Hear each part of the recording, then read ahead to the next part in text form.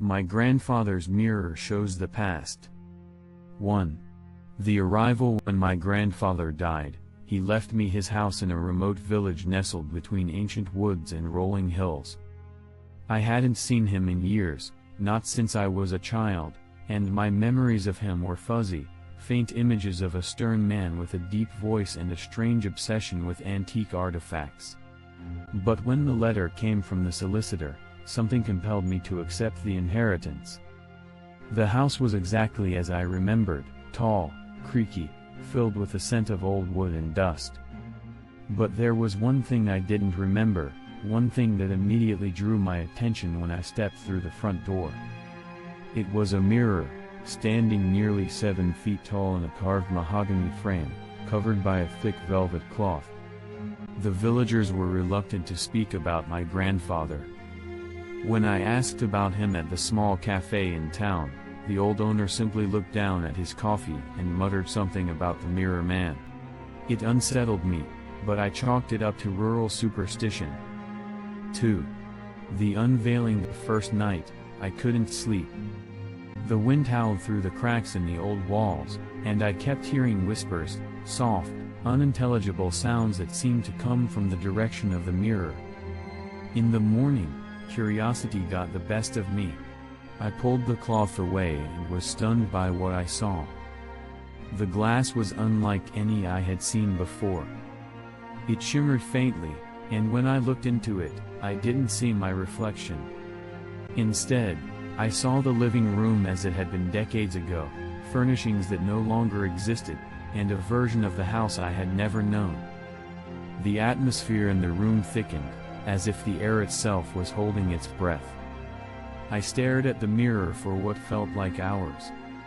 At one point, the image shifted. A woman walked through the room, elegant, dressed in 1930s attire.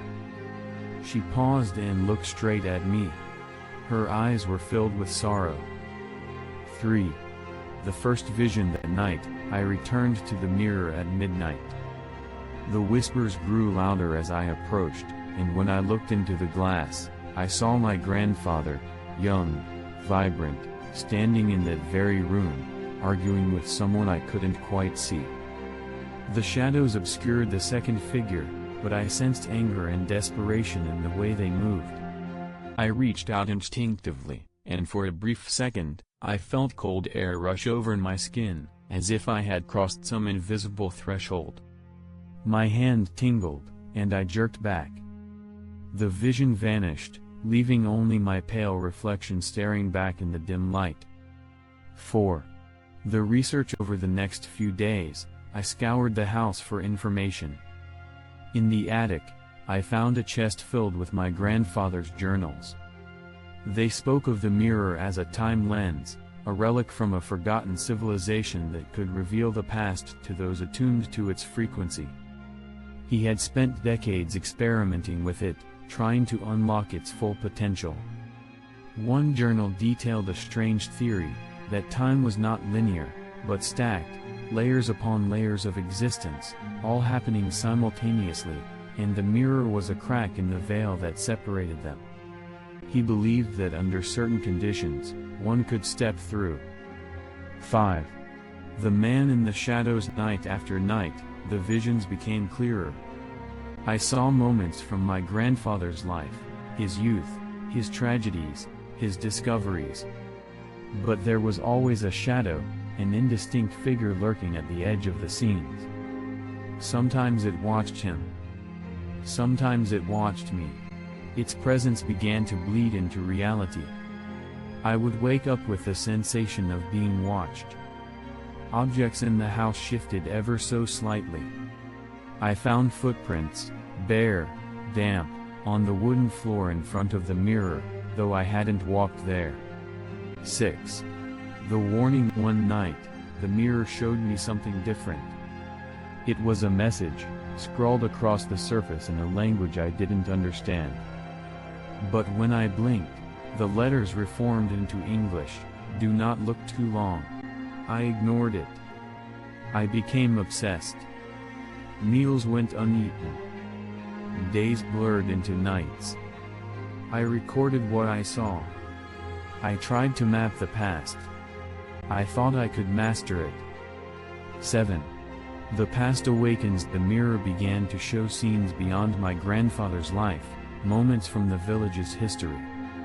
A fire in 1893. A murder in 1910. A child vanishing in 1957. The mirror showed it all. But the shadow was always there. And then the mirror showed me my own childhood, moments I had forgotten. And the shadow was in those, too. 8. The reflection. One evening, I looked into the mirror and saw myself, not as I was, but as an old man, hunched and withered, trapped in that room. The old me turned slowly and stared directly at me. Then he whispered, "It's your turn." That night, I dreamed I was inside the mirror. The world was dim, desaturated. People walked backward. Clocks melted. The air was thick like molasses. I woke up gasping, only to find that the mirror had shifted position on its own. 9. The trap. I tried to leave the house, but the door wouldn't budge. The windows showed scenes from the past, not the outside world. I was trapped, just like my grandfather had been.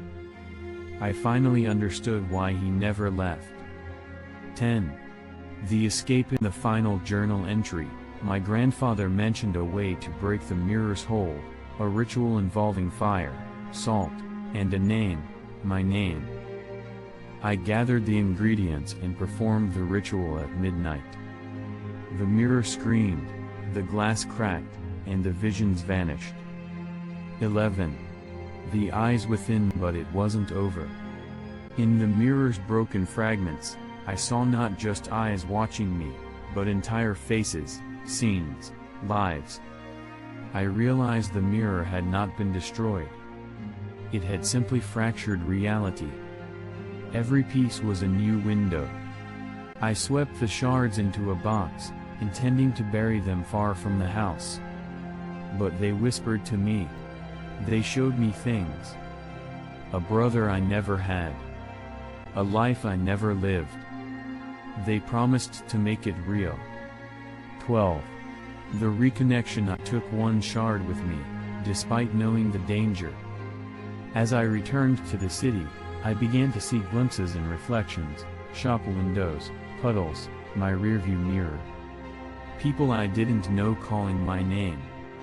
Places I'd never been that felt like home. The past wasn't done with me. Legacy. Years have passed. I live in an apartment surrounded by mirrors, each one covered. Sometimes, I hear scratching behind the glass. Sometimes I dream of the old house, and the velvet curtain, and my grandfather calling from the other side. One day, someone will find that mirror again. And the past will return. My daughter's imaginary friend is real. Chapter 1. The New Beginning. We moved into the house in early spring. It was the kind of neighborhood that promised peace. Wide sidewalks, blooming cherry trees, the distant laughter of children riding bikes. My wife Erin had picked the place, hoping a fresh start would help us forget the hospital walls, the chemo, the 2 years we lost while I fought off what nearly ended me. And for a time it did help. It did. Our daughter Lily was 6. Quiet, observant, too mature for her age. The illness had taken her innocence as collateral damage.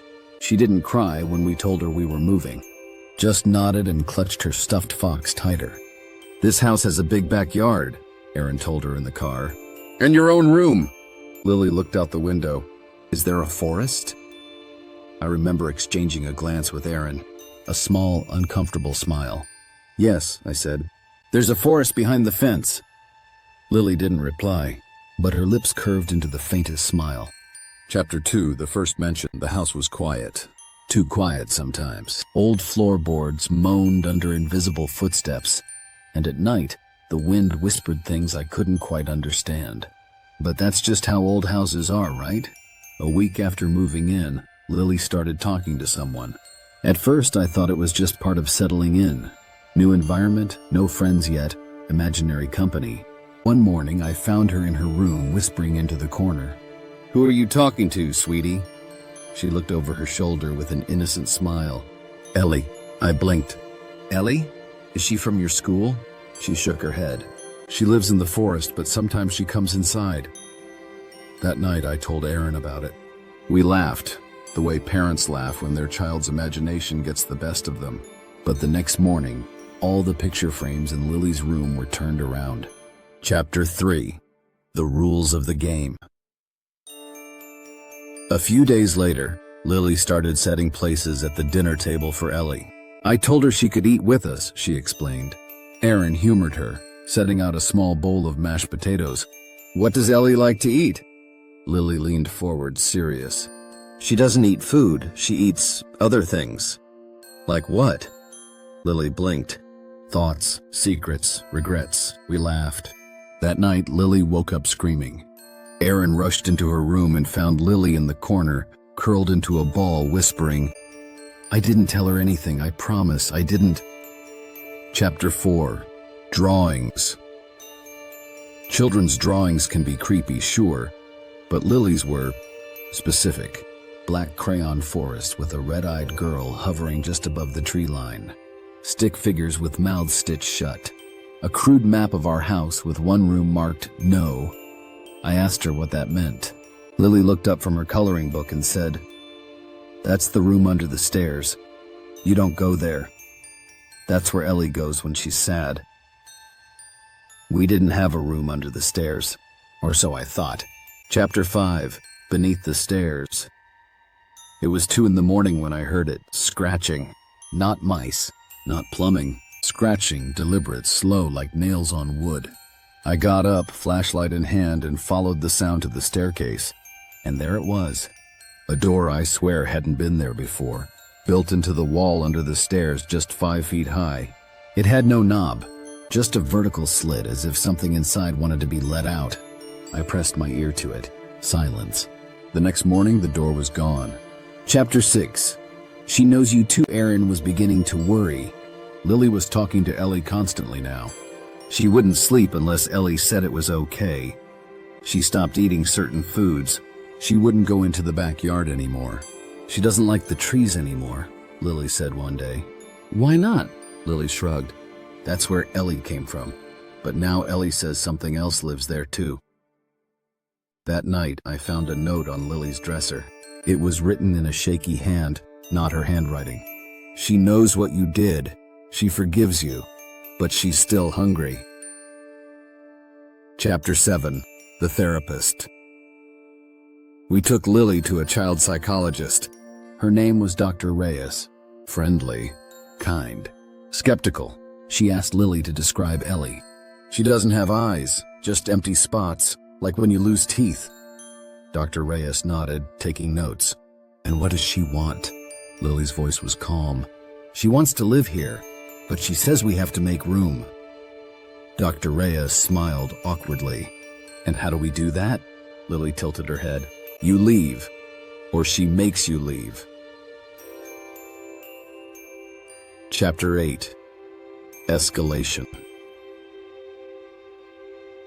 We started hearing footsteps in the attic. Then the doors began closing by themselves.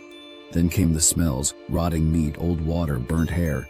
One morning we found Aaron's wedding dress in the backyard, shredded and soaked. The next night I woke up to Lily standing beside our bed, eyes wide, face pale. She says you should start saying goodbye.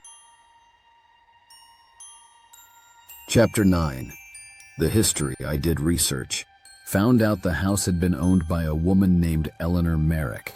She was a foster parent. Took in troubled kids, at least a dozen, but none of them stayed long. 2 went missing. 1 jumped out a window. She died in this house, alone, locked in the room under the stairs. When they found her body, the walls were covered in words, carved with her nails. The only word legible was hungry. Chapter 10. The Forest Ritual. Lily stopped speaking, only wrote. I found a note in my shoe. "The forest will take one if you give one." I confronted her. I asked what it meant. She finally looked at me, terrified. She says if we give her something small, she won't take something big. What does she want? Lily whispered. My friend from school. She says her hair smells like strawberries. We left that night, but the house didn't let us. Chapter 11. The decision. Doors were nailed shut. Windows refused to break. Phones melted. The forest grew closer. I could see the trees inching forward from the backyard. Closer, closer. Then Aaron disappeared. Vanished from the kitchen mid-step. Just gone. A scream frozen in the air. Lily just said, she's inside the wall now. That's where she keeps them. I took Lily and locked us in the car, but the road was gone. Only trees, only dark, only Ellie. Chapter 12, The Last Game. Lily handed me a piece of paper. It had only 3 words. One must stay. I held her. Told her I'd stay. Told her to run. Told her I'd buy her 10 foxes and name them all Ellie. She cried. And then she whispered, I'm not Lily anymore. Her eyes turned black. The forest opened and swallowed the car whole. Epilogue. For sale. The house stands quiet now. Cherry blossoms fall on the lawn like confetti. The listing says, charming 3-bedroom, family-friendly, with backyard forest view. Some nights, children's laughter echoes down the street. If you listen closely, you might hear her. The one with the stitched smile. She's waiting for a new friend. Maybe your daughter. The Man Who Watches Me Sleep. Chapter 1. The New House. We moved in on a Sunday. The house loomed at the edge of a small town, a crooked Victorian structure shrouded by overgrown trees. Its paint had peeled into flakes like old skin. The front porch sagged. Every window was like an eye, half closed and watching. Mom called it a fresh start, but I knew better. As we carried boxes inside, I felt it. The way the house exhaled as we crossed the threshold. Cold, dry air brushed my cheeks like fingers. The scent of mold and old wood filled my nose, and somewhere beneath it, a faint smell of something dead. I should have spoken up. That night, I couldn't sleep. My mattress was still on the floor. Boxes surrounded me like a wall. At 3:12 a.m., I sat up. Someone was watching me. I looked toward the doorway, nothing, but my gaze drifted to the corner by the closet. There he was, a tall figure darker than the shadows, perfectly still, watching. I couldn't scream. I couldn't breathe. And just like that, he was gone. Chapter 2. The Whisper. In the morning, I told Mom. She waved it off. It's the stress, new place, new environment, maybe even sleep paralysis. I get it too. I didn't respond. I knew what I saw. The next night I didn't want to sleep, but I did. My exhaustion swallowed me whole. At 3:12 a.m. I woke again. Only this time I heard him. My name. Whispered. Right in my ear. I turned on the lamp so fast I almost knocked it over. There was no one there. But the room smelled wrong, like wet dirt and rust. Chapter 3. The Drawing. At school, I couldn't focus. My art teacher noticed I wasn't myself and handed me a blank sheet. Draw whatever you feel, she said. I drew him. The man in the corner. No eyes. Just shadow. Tall and thin, arms too long. When she saw it, her face paled. She said nothing, just took the paper and tucked it away. I never saw it again. That night, I asked Mom if she believed in ghosts. No, she said, but I believe houses have memories. That didn't make me feel better. Chapter 4. The Camera. I set up my phone to record overnight. I wanted proof. If I could see him on camera, I could convince Mom, maybe even myself. In the morning, I reviewed the footage. Hours of nothing until 3:12 a.m. The screen flickered, then glitched, and then a tall figure standing by my bed, watching. I gasped. He didn't move. The screen warped like an old VHS, and for 1 second, he looked directly into the lens. The video cut to black. The file was corrupted. Chapter 5. The Window. I began sleeping with the light on. but light didn't stop him. At 3:12 a.m. the bulb flickered, dimmed, then died. The man appeared again, not in the corner this time, but by the window, watching me. The next morning I noticed something new: fingerprints on the inside of the glass. Chapter 6. Mom's Dream. One night, I heard Mom screaming. I ran to her room. She was drenched in sweat, eyes wild. She said she dreamed of someone standing over her, whispering in a voice like gravel and smoke. 3:12, she whispered. That was the moment I knew I wasn't alone in this. Chapter 7. The basement. I found the door behind a bookshelf. It led to the basement.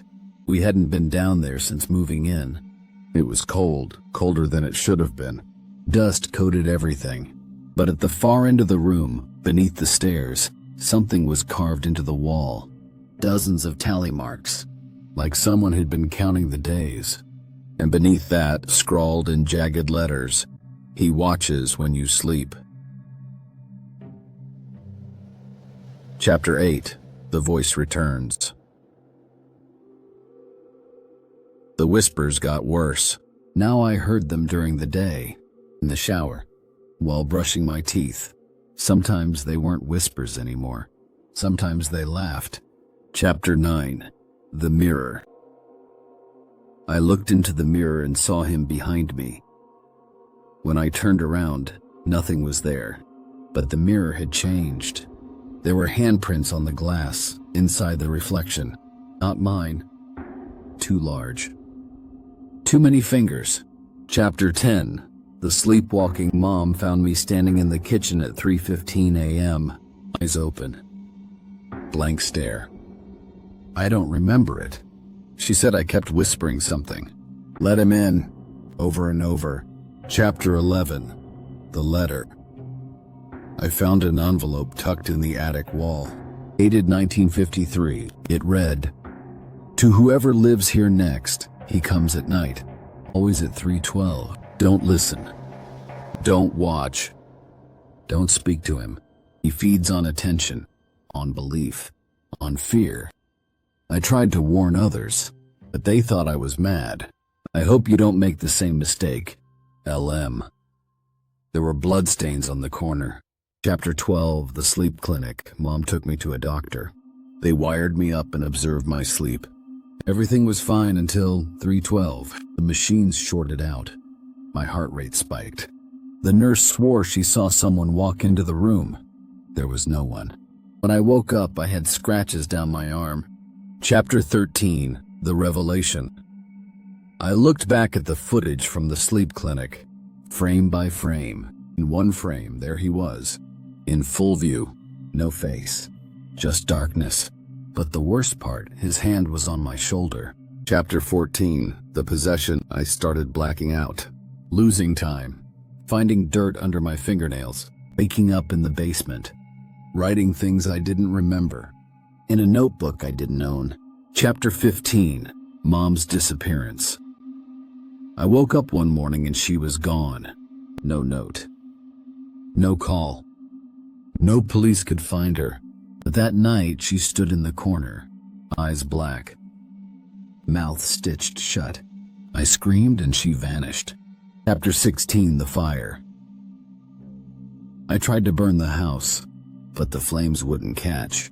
The wood hissed, the walls groaned, and from the firelight, I saw him again, closer than ever. He whispered, "You invited me in." Chapter 17. The final night. I boarded up my door, covered every mirror. I stayed awake with all the lights on. 3:11. 3:12. Silence. No footsteps. No whispers. And then the power went out. Darkness. Breath on my neck. A hand on my shoulder. Epilogue. The next tenant. They say the boy vanished. The house was empty for years. But last week a new family moved in. They have a son. He says someone watches him sleep, always at 3:12. Candle, the Vatican Protocol, the Pope's Last Confession. Chapter 1. The Whispering Walls. The Vatican was never truly silent. Even at 3 in the morning, ancient stones whispered prayers in forgotten tongues. The darkness of the apostolic palace felt dense, pressing, like a tomb that had never been fully sealed. Cardinal Antonio Bellini walked swiftly through the dim corridor. He had served 3 popes in his lifetime, and none had ever summoned him at such an hour, not like this, not with fear in their voice. The Swiss guard stepped aside wordlessly. Inside the papal chamber, Pope Innocent XIV lay in a bed far too large for his withered body. The air smelled of incense and something fouler, old books, maybe, or damp crypt walls. "Antonio," the Pope croaked. "Close the door. And listen." Bellini obeyed, seating himself at the edge of the bed. "I do not have long," the Pope said, eyes wide, white like polished glass. "What I tell you now, it must never be recorded in the annals. This is beyond scripture." He handed Bellini a leather-bound volume. It was cracked, its pages lined with writing in blood-red ink. The language was not Latin, not Greek, but something older.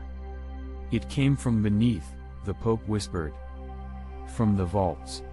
Below the archives, below the catacombs, past the sealed doors." Bellini opened the book. His breath caught. There were drawings. Rituals.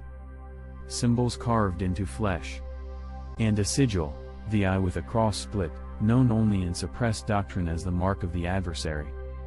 "The prophecy of Malachi ends with me," the Pope continued. "But that is not the end.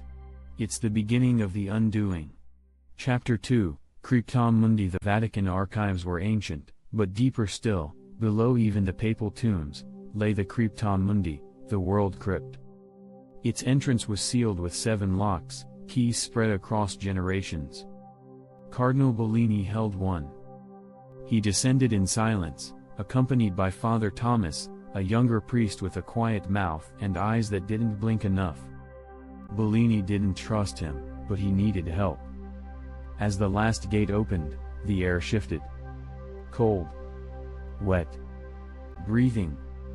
Inside, among shelves of forbidden scripture and sealed chests of bones, they found it, the mirror of Thrace. It was said to reflect not the face, but the soul. Father Thomas reached for it. Bellini stopped him. "Don't." "Too late." Thomas gasped, then screamed. His reflection turned its head independently, smiled, and whispered something that sounded like "Welcome back." Chapter 3, The Confession Codex. Innocent XIV died that night. But not before whispering one final message to Bellini: "Burn the Codex, or the Church burns." Bellini did not burn it. Instead, he translated it. What he discovered chilled him. The Church had made a pact in 1133. The adversary had offered peace in exchange for silence. Every 112 years, a soul would be taken from within the papacy to renew the seal. This time, the seal was broken. The signs were already here: blood rain in Assisi, inverted crucifixes found in children's drawings, a mass suicide of 33 monks in Argentina. But worse than signs were the whispers. Bellini heard them every night now. Calling his name. From the mirror in his quarters. From the statue of Saint Peter. From the crucifix that bled. Chapter 4, The Silent Chapel. Within Vatican City stands a hidden chapel known only to the most senior clergy, Capella Mutorum, or the Chapel of the Mute. It was built without windows, without a door visible from the outside. Only those who already knew its location could enter. It was here that Cardinal Bellini went next. On the altar was a relic, the tongue of Saint Virio, a mummified organ said to grant speech to the dead. He prayed, not to God, but to whatever might answer. And something did. The chapel darkened, candles extinguished by unseen breath. From the silence, a voice rose: "You should have burned the book." Bellini stood. "Who are you?" The voice answered with many mouths. "We are the debt collectors. And the soul owed is yours. Chapter 5, Blood in St. Peter's. The morning after the Pope's death, the dome of St. Peter's Basilica wept blood. Tourists screamed. Clergy panicked. The Vatican issued a public statement blaming vandalism, but internally, the Curia trembled. Bellini was summoned by the Camerlengo, the Vatican's administrator during the sede vacante period. His name was Cardinal Velasquez, a man as political as he was cruel. "You were the last to see him alive," Velasquez said. "And the first to open the forbidden chamber in centuries. I should have you excommunicated." Bellini handed him the translated pages of the Codex. As Velasquez read, his face turned pale. He began to laugh, a slow, breathless giggle that twisted into a sob. "It's true," he said. "I always feared. But hoped." Then he whispered, "We must prepare the Black Mass." Chapter 6, The Black Mass. Deep beneath Castel Gandolfo, where popes once spent their summers, a ritual chamber lay unused since the 14th century. Now, it was alive with torches and shadowed figures in crimson robes. They gathered not to summon evil, but to appease it. The Black Mass was not an invention of Satanists. It was a containment protocol, passed down in secret from pope to pope, never written, only whispered on the night of the blood moon. Candles flickered as Latin was chanted backward. Bellini stood outside the circle, watching. He did not join them. Instead, he stared into the center, where a child, no more than 10, knelt in tears, blindfolded, shivering. The church had chosen its sacrificial soul. Bellini turned and walked away. Chapter 7, The Shadow Cardinal. That night, Bellini received a visitor, one who should not exist. Cardinal Reinhardt had been declared dead in 1962. He vanished during the Second Vatican Council. But here he was, unchanged, sitting in Bellini's quarters with a glass of black wine. "You opened the wrong door," Reinhardt said calmly. "The vault wasn't a tomb. It was a cage." He reached into his robes and placed a ring on the table. Not the ring of the fisherman, but its twin. Black instead of gold. An inverted cross beneath the gem. Bellini recoiled. "You've seen the mirror," Reinhardt continued. "Then you've seen him. The one who waits." Bellini asked, "Who is he?" Reinhardt smiled. "The first pope. The one Peter replaced. The one who never died." Chapter 8, The One Who Never Died. Reinhardt's words echoed in Bellini's mind as he left his quarters in a daze. The shadows in the Vatican seemed deeper, colder. Every statue now felt alive, its eyes following his every step. The first pope, the one who had never died. Could such a thing even be possible? He had to know more. That night, Bellini ventured back to the archives. The forbidden ones. The ones sealed long ago by the church. As he descended the stairs, the air grew thick, heavier with each step. It was as though the walls themselves were closing in, as if the Vatican itself didn't want him to uncover the truth. At the bottom, behind a wall of thick stone, he found a door. It had been hidden for centuries, its existence nearly forgotten. And yet, somehow, it called to him. His hand trembled as he reached for the key. The door creaked open, revealing a room filled with ancient texts, some familiar, most unrecognizable. The smell of dust and parchment filled the air, but beneath that, something else lingered, something alive. On a pedestal at the center of the room was an object Bellini couldn't understand. It was a glass orb, swirling with dark energy. No light could penetrate it. He reached out, his fingers brushing against its cold surface. The orb cracked. A voice whispered in his ear, "The truth is now yours." Chapter 9, The Chained God. Bellini found himself in a vision, floating between worlds. He could see it, a massive, ancient figure, bound in chains. It lay beneath the Vatican, beneath the earth itself, imprisoned for eternity. The chains were made of some sort of otherworldly metal, glowing with an unnatural light. They had been forged long ago, and only the strongest magic could keep them in place. This was the first pope, the one who had never died. It was said that Peter had replaced him, but this was not true. The original pope had been corrupted, tainted by something far darker than any human could understand. The vision swirled as Bellini was pulled deeper into the past, to a time before the Church had ever been established. He saw it then, the original Vatican, built atop an ancient temple to an older god. A god who had fallen, but whose essence still lingered, waiting to return.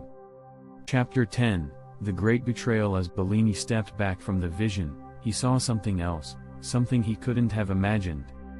Cardinal Velasquez was standing in the doorway, holding the book from which Bellini had translated the Codex.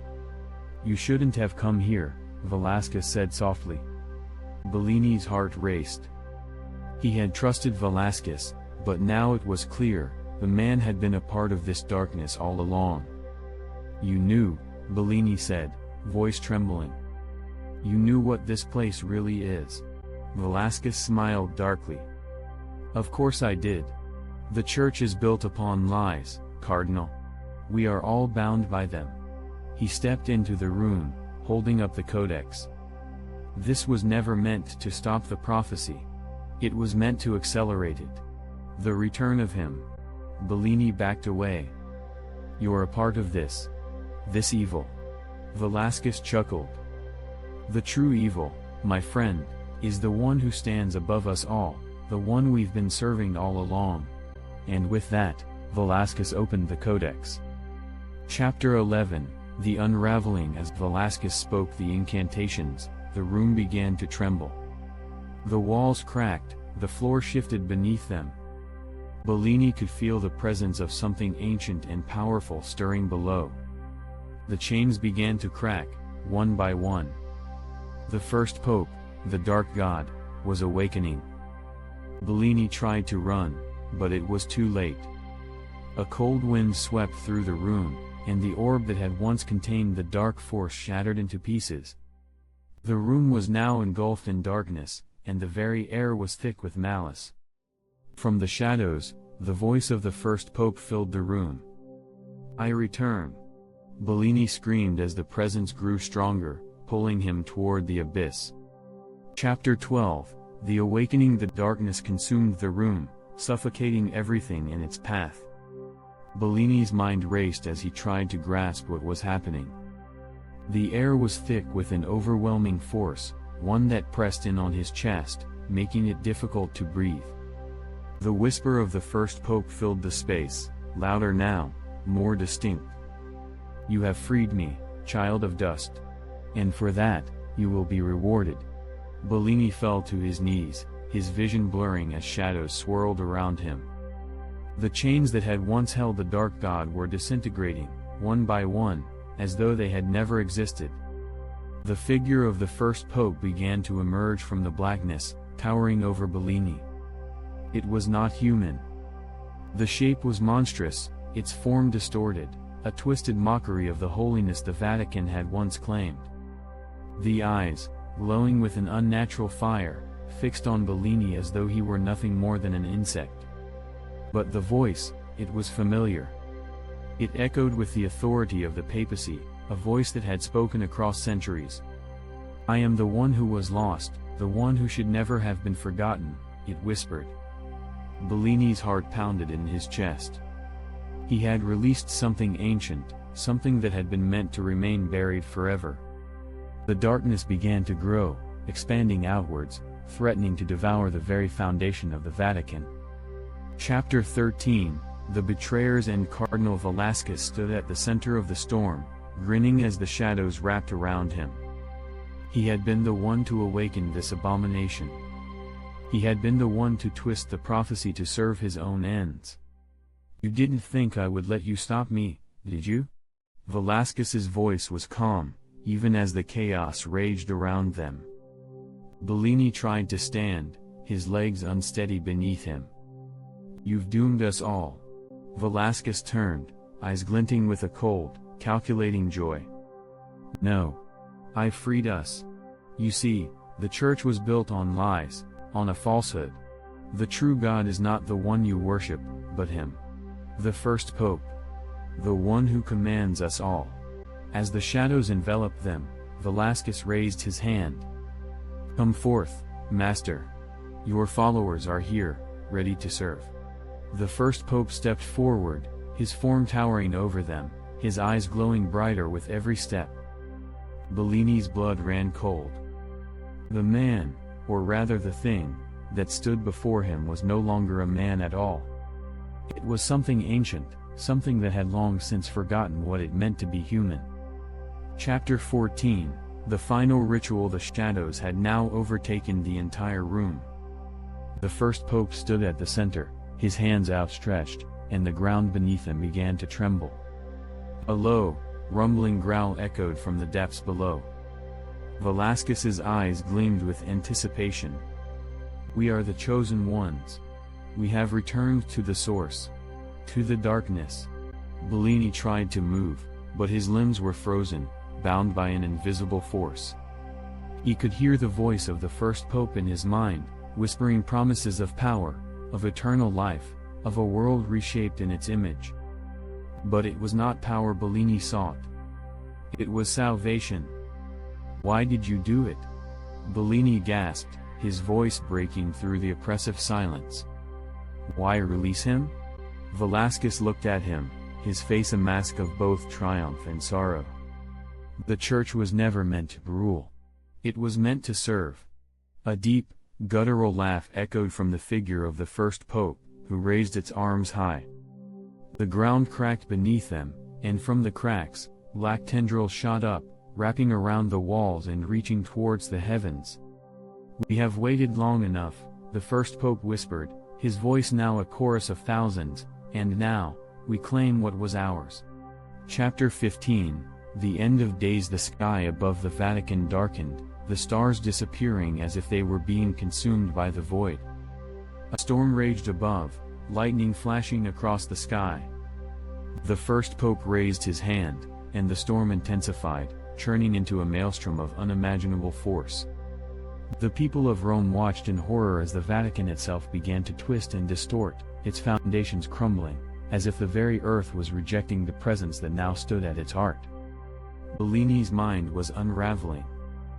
He could feel his consciousness slipping away, his thoughts fading like the flickering of a dying candle. But as the darkness consumed everything, one thought remained clear: the world would never be the same. The first pope had returned, and the world would fall to its knees. And in the final moments, Bellini realized the truth: he had been the final key in the dark ritual. The one who had opened the door to the abyss. With one last gasp, he heard the voice of the first pope fill the void, drowning out everything else. It is done. The last thing Bellini saw was the dark figure towering over him, and then everything went black. Chapter 16, the unholy rain. As the darkness settled over the Vatican, the final remnants of human civilization seemed to crumble with it. The twisted figure of the first pope stood in the center, a dark god reborn, its eyes glowing with the promise of a new, horrifying world order. Those who had once worshipped the pope were now mere puppets to an ancient force, bound by an invisible chain that held them in thrall. Rome itself seemed to be shifting, its buildings distorting, warping into grotesque mockeries of their former selves. The streets became rivers of blackened water, as if the very earth itself was drowning in a sea of corruption. The air was thick with the scent of decay and the sound of distant wailing, echoing from deep within the catacombs. Those who tried to flee were met with an impenetrable wall of shadow, their screams swallowed up by the oppressive gloom. The church, once the guiding light for millions, had fallen under the sway of the first pope's unholy power. Chapter 17, the resistance. But not all had given in. Hidden deep within the Vatican's walls, a group of survivors had gathered, remnants of the faithful who had refused to bow to the ancient being that had once worn the mantle of the pope. They had managed to escape the initial wave of destruction, and now, they were preparing for the fight of their lives. Father Matteo, a once decent man of God, now stood before the remaining survivors, his face gaunt and grim. "We must strike now," he said, his voice shaking. "The power of the first pope is too great. The longer we wait, the stronger he becomes." "But how?" one of the survivors, a young woman named Isabella, asked. "He is a god now. How can we defeat him?"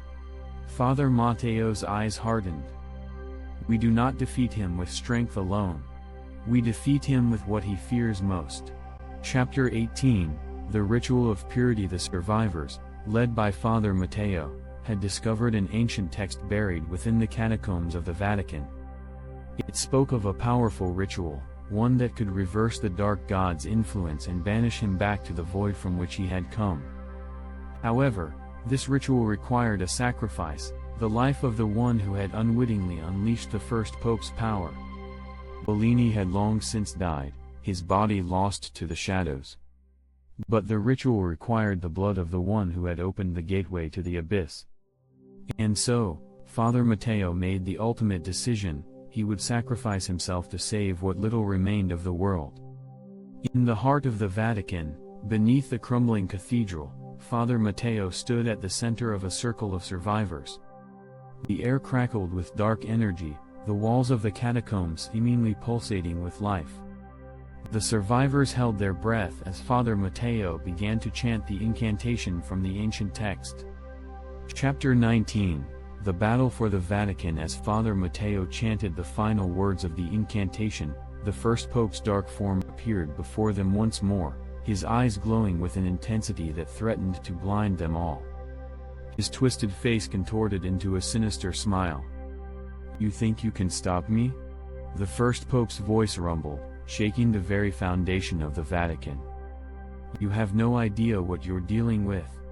Father Matteo's voice grew stronger, more resolute. "It is not your power that will defeat you," he declared. "It is the light of truth, the light that you abandoned long ago." With a final shout, Father Matteo completed the incantation. A burst of light erupted from his body, blinding everyone in the room. The ground shook violently as a massive crack split the air, and the very walls of the Vatican seemed to buckle under the force of the energy unleashed. The first pope screamed, his form writhing in agony as the light consumed him. His monstrous shape twisted and writhed as though it were being torn apart by an unseen force. The ground beneath them trembled, and the catacombs began to collapse, the ancient stones crumbling into dust. The survivors were thrown to the ground, their ears ringing from the deafening roar of the explosion. And then, as suddenly as it had begun, everything went silent. Chapter 20, The Last Confession. When Father Matteo awoke, he found himself lying amidst the rubble of the Vatican. The dark presence that had once ruled over the holy city was gone. The first pope had been banished, his influence broken. But as he rose to his feet, something felt off. The air was thick with an unnatural stillness, and the survivors who had gathered around him were silent. Their faces were pale, their eyes wide with fear. "We did it," Father Matteo said, but his voice was hollow. One of the survivors, Isabella, stepped forward, her face ashen. "Father, you're not the same." Father Matteo looked down at his hands, his fingers trembling. They were no longer the hands of the man who had led them in their fight. They were stained, covered in something black and inky, something that wasn't blood.